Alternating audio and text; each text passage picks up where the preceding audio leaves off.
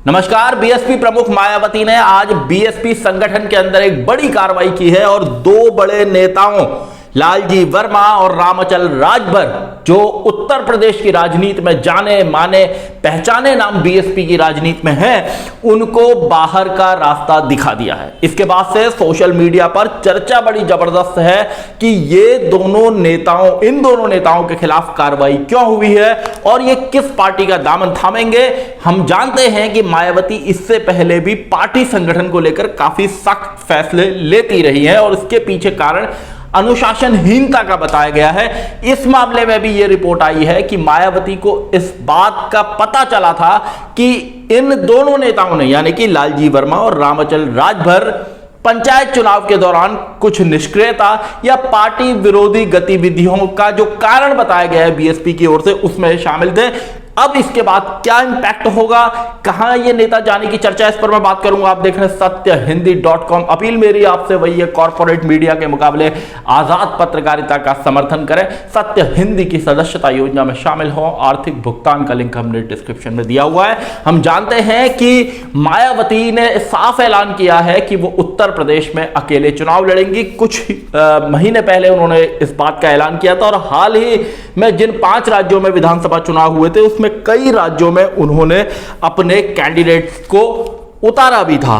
लालजी वर्मा, जो पार्टी में प्रदेश अध्यक्ष है, मायावती के साथ लंबे वक्त से थे, और साथ ही रामचल राजभर, ये भी कई अलग अलग राज्यों में प्रभारी रहे, उत्तर प्रदेश में राजभर समाज को जोड़ने के काम में लगे थे।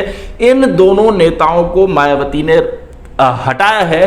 तो अवध का जो उत्तर प्रदेश का इलाका है, वहां पर पार्टी को सियासी नुकसान हो सकता है, क्योंकि 7 महीने बाद ही उत्तर प्रदेश के अंदर विधानसभा चुनाव है। हालांकि इस बीच मायावती ने अपने संगठन को चुस्त दुरुस्त किया है और एक बार फिर से अपनी सोशल इंजीनियरिंग के जरिए दलित, मुस्लिम और ब्राह्मण, इन वर्गों को साथ लाने की कोशिश की है। और कहा जा रहा है कि इस बार बीएसपी में जो टिकट वितरण होगा, उसमें भी इन वर्गों को एक बार फिर से सियासी अहमियत, उनकी आबादी, उनकी हिस्सेदारी के हिसाब से मिलेगी।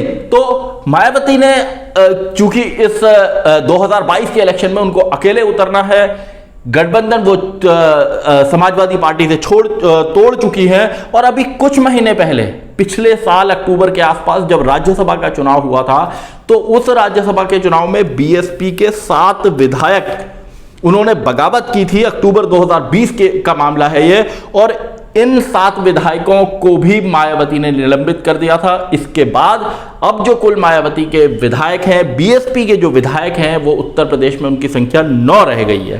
तो ऐसे वक्त में जब चुनाव आपके सामने है, नजदीक आ रहे हैं, उत्तर प्रदेश जैसा बड़ा राज्य है, हालांकि मायावती जानी पहचानी नेता है, लेकिन फिर भी जिस तरह की चुनावी चुनौतियां उनके सामने हैं, 2019 के लोकसभा चुनाव में उनके पास एक गठबंधन था जिसमें समाजवादी पार्टी, राष्ट्रीय लोकदल और वो खुद थी, लेकिन इस बार वो अकेले हैं। तो ऐसे वक्त में इतने करीबी और इतने बड़े नेताओं को बाहर करने का जो ये फैसला है उनका, इस फैसले से उन्हें कितना सियासी नुकसान होगा, इसको लेकर चर्चा है। इन दोनों नेताओं के बारे में कहा गया है कि ये दोनों ही नेता समाजवादी पार्टी में जा सकते हैं, और मायावती सर्वजन हिताय सर्वजन सुखाय का नारा देती रही हैं, बीएसपी देती रही है, और सर्व समाज के नेता, उनके जो समर्थक हैं, उनको बताते हैं। अभी एक चीज का और जिक्र यहां पे करना जरूरी है। जब ये राज्यसभा चुनाव वाला मामला हुआ था, इसमें बीएसपी को एक सीट राज्यसभा की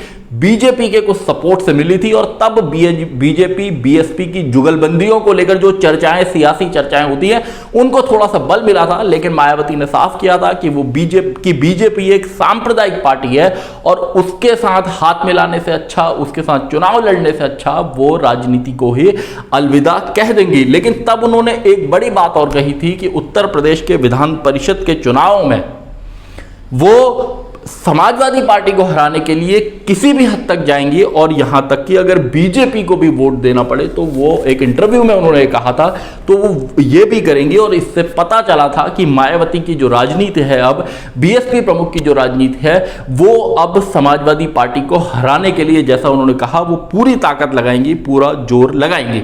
तो उत्तर प्रदेश के अभी अंदर जिस तरह के सियासी हालात बने हैं, योगी आदित्यनाथ सरकार के कामकाज की समीक्षा हुई है, जो पंचायत चुनाव के नतीजे आए हैं उसमें समाजवादी पार्टी का जो प्रदर्शन है वो बहुत अच्छा रहा है बीएसपी से।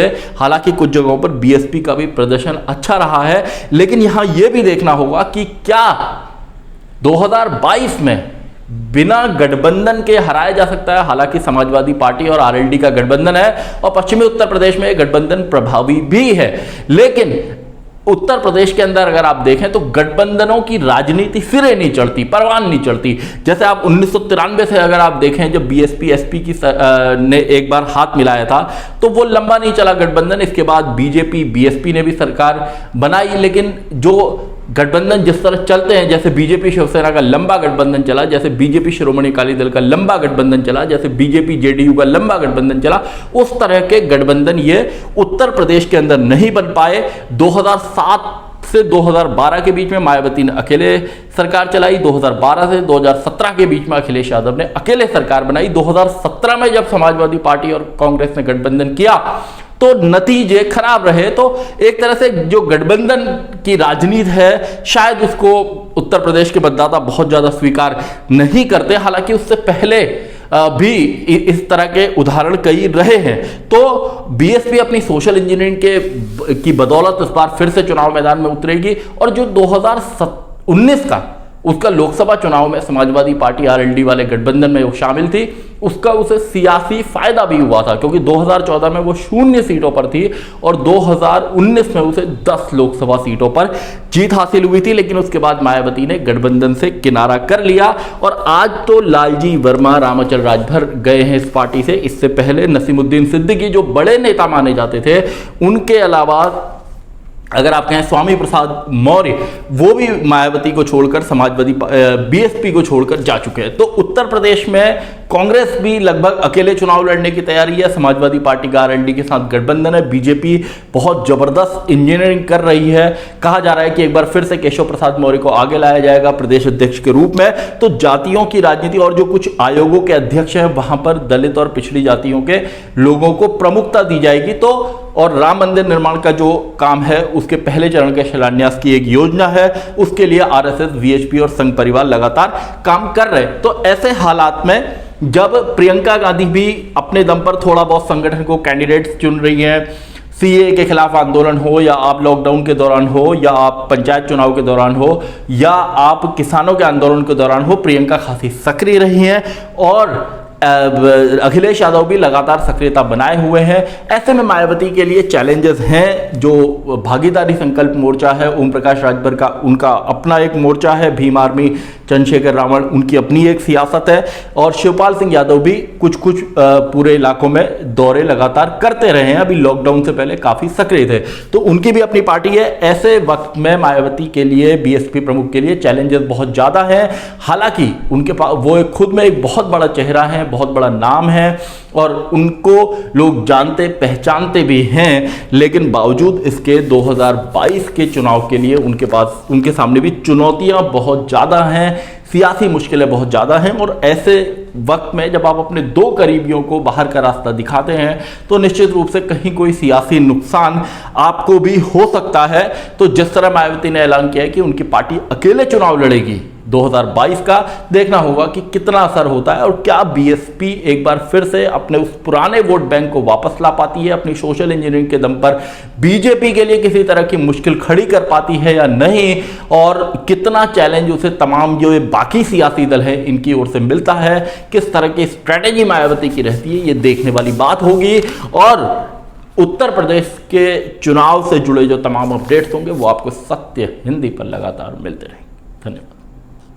सत्य हिंदी का ऐप डाउनलोड करें गूगल प्ले स्टोर पर।